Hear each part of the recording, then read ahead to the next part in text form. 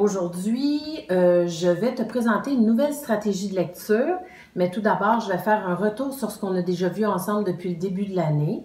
Alors, pour comprendre un mot ou pour comprendre un texte, souviens-toi, on a d'abord la stratégie du ciseau, qui veut dire, pour lire mon mot, pour mieux le comprendre, je le découpe en syllabes. Ça m'aide à mieux comprendre mon mot, à mieux le lire. J'ai aussi la stratégie du clic de photo. Ça, ce sont de petits mots que l'on voit souvent, qui sont souvent assez courts aussi, hein, et qu'on peut lire clic, maman, clic, je, clic aussi. Alors, c'est des mots faciles, rapidement reconnaissables. On a aussi comme stratégie, celle que je t'ai présentée dernièrement, la stratégie de lire un peu avant mon mot difficile et puis un peu après mon mot difficile. C'est soit un mot qui est très long, qui est difficile à lire, ou un mot que je ne comprends pas. Je vais lire avant, je vais lire après pour me fier au sens. Souviens-toi par exemple du vent frisquet, l'odeur nauséabonde, d'accord? Évidemment, dans tous les textes que tu lis, les amis, tu as d'autres stratégies que tu peux utiliser pour bien comprendre ce que tu lis. Tout d'abord, tu as le titre. Tu peux lire le titre de ce que tu lis pour voir si c'est un texte narratif ou informatif. Le titre nous donne de bons indices. Mais il y a aussi les illustrations, les images. Oui, oui. Dans un texte, si on regarde les images, les illustrations, ça peut nous aider beaucoup à comprendre le sens de l'histoire ou du texte ou du documentaire. Sauf que parfois, dans les histoires, dans les documentaires ou dans les textes qu'on lit, les images sont toutes petites ou bien il n'y en a pas beaucoup. Même parfois, quand il va devenir grand, 5e, 6e année, secondaire 1 ou même moi à mon âge, il n'y en a plus du tout des illustrations. Comment on fait à ce moment-là pour lire puis bien avoir une belle image dans notre tête? Alors, c'est ma stratégie de ce matin. Ma stratégie ce matin, elle s'appelle la stratégie visualiser. Visualiser. Visualiser, là. Qu'est-ce que ça veut dire, les élèves? Ça veut dire, quand je lis, j'essaie d'allumer une espèce de petite télévision dans ma tête. Oui, oui, une télévision. Une télévision imaginaire, bien entendu. D'accord? Quand j'ai pas beaucoup d'illustrations dans mon texte ou qu'elles sont toutes petites, j'essaie d'imaginer, de faire que ma petite télévision, dans ma tête, elle me permet de voir des images.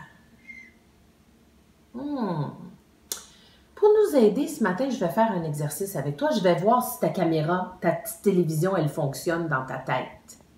Regarde bien. Je t'invite à fermer les yeux. Là, je ne peux pas voir si tu joues comme il faut. C'est comme toi, tu décides de toute façon. Si tu ne veux pas fermer les yeux, tu as le droit. Mais moi, je pense que ça peut encore mieux fonctionner, ma technologie, ma stratégie, si tu fermes les yeux comme moi. Alors, les amis, on va s'imaginer qu'on s'en va à la crèmerie. Il fait chaud, il fait beau.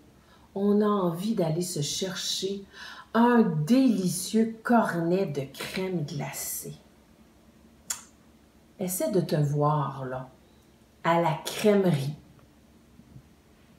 Est-ce que tu es tout seul dans ta tête, dans ton image? Est-ce que tu es avec papa? Es-tu avec maman? Ton frère, ta sœur? Imagine-toi que tu es au comptoir de la crèmerie. Et là, tu dois commander ton cornet. Alors, regarde bien, là. Je vais te dire quel cornet tu vas commander. Essaie de le voir dans ta tête. Tu vas demander un beau cornet de crème glacée avec une boule au chocolat. Le vois-tu dans ta tête? Un beau cornet de crème glacée avec une boule au chocolat. Mais attends, c'est pas fini.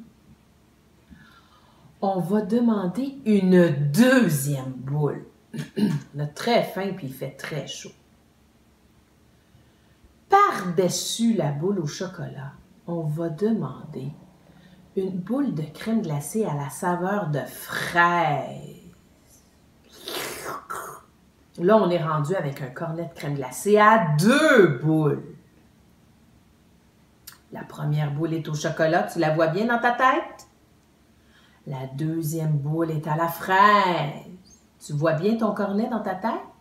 Moi, je le vois, là, les amis, ça me donne faim. Attention!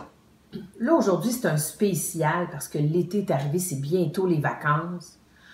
On a la permission de demander d'avoir des bonbons sur notre cornet de crème glacée.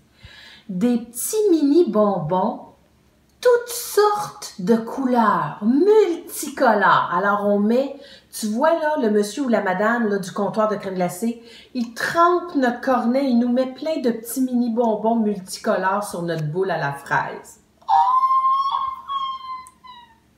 Mais c'est pas tout! Là, comme on lui a fait un beau sourire, tu peux pas voir mon sourire parce que tu as les yeux fermés, mais je fais un beau sourire. La dame ou le monsieur du comptoir de crème glacée fait couler un petit sirop au chocolat par-dessus nos bonbons puis notre glace à la fraise. Oh! Trop bon, les amis, c'est trop bon! Alors, regarde dans ta tête, laisse tes yeux fermés, regarde bien ton cornet de crème glacée. La boule du dessus, elle est au chocolat. La deuxième boule est à la fraise. On a mis des petits bonbons multicolores sur notre boule de crème glacée à la fraise. Puis on nous a coulé un petit sirop au chocolat par-dessus. Oh là, j'ai juste une envie, c'est de croquer dedans. On ouvre les yeux. As-tu été capable de voir le cornet de crème glacée que je t'ai décrit? J'espère. Si tu l'as bien vu dans ta tête, c'est que tu es vraiment très bonne pour visualiser. C'est-à-dire que tu as une petite télévision dans ta tête. Une télévision imaginaire. On n'a pas vu d'image, on n'a pas lu de livre, puis on était capable de voir notre crème glacée, notre beau cornet dans notre tête. Moi, ce matin, j'ai lu un livre sur les chats, et il n'y avait pas d'image. En fait, la première page, il y avait une image d'un chat noir, tigré blanc. Mais dans la deuxième page de mon livre, on nous parlait d'un chat très spécial. Je ne sais même pas si c'est un chat qui existe parce que dans ma tête, là, le chat, il était vraiment très original. Il n'y avait pas d'image. Regarde ce qu'on me disait dans mon texte. On me disait que c'était un chat à la fourrure noire, picoté rose. On me disait, c'était écrit qu'il avait les oreilles bleues avec les pattes arrière bleues. On me disait que ses moustaches étaient vertes avec les pattes avant vertes. Finalement, on disait que sa queue était jaune avec le bout orange. Je sais pas si je suis capable de voir ça dans ma tête, hein? Je vais fermer mes yeux. Un chat à la fourrure noire, picoté rose, les moustaches vertes avec les pattes avant vertes, les oreilles bleues avec les pattes arrière bleues, la queue jaune au bout orange.